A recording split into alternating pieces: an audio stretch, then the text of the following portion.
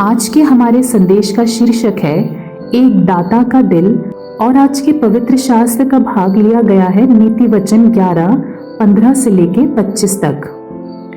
जो परदेशी का उत्तरदायी होता है वो बड़ा दुख उठाता है, परंतु जो जमानत लेने से घृणा करता है वो निडर रहता है। अनुग्रह करने वाली स्त्री प्रतिष्ठा नहीं खोती है और उग्र लोग धन को नहीं खोते। कृपालु मनुष्य अपना ही भला करता है, परंतु जो क्रूर है वो अपने ही देह को दुख देता है। दुष्ट मिथ्या कमाई कमाता है, परंतु जो धर्म का बीज बोता है उसको निश्चय फल मिलता है।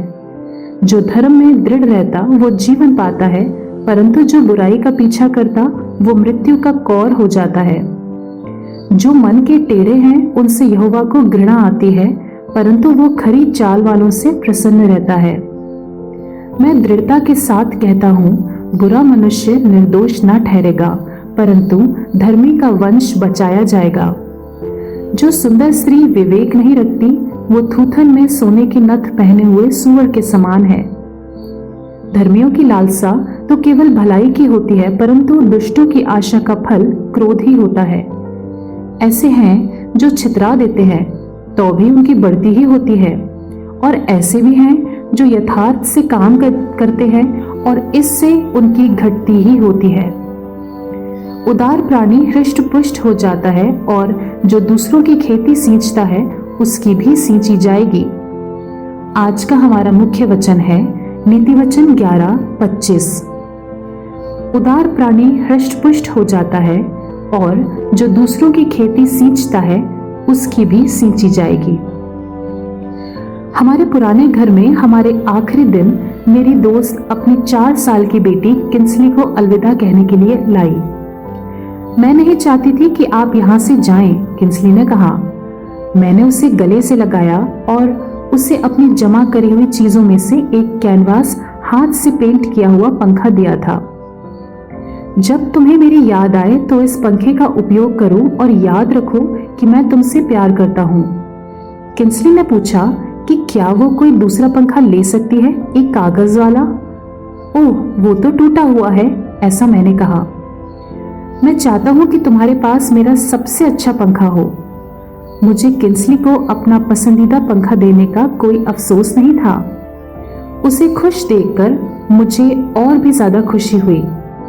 बाद में किंसली ने अपनी माँ को बताया कि वो दुखी थी क्योंकि मैंने टूटा हुआ पंखा रख लिया था। उन्होंने मुझे एक बिल्कुल नया सुंदर बैंगनी रंग का पंखा भेजा। मुझे उदारता पूर्वक देने के बाद किंसली को फिर से खुशी महसूस हुई। मैं भी खुश हुआ। ऐसी दुनिया में जो आत्मसंतोष और आत्मरक्षा को बढ़ावा देती है, हम देने वाले दिल के साथ जीने के बजाय जमाखोरी करने के लिए प्रलोभित हो सकते हैं। हालांकि बाइबल कहती है कि ऐसे हैं जो छितरा देते हैं तो भी उनकी बढ़ती ही होती है, और ऐसे भी हैं जो यथार्थ से कम देते हैं और इससे उनकी घटती ही होती है।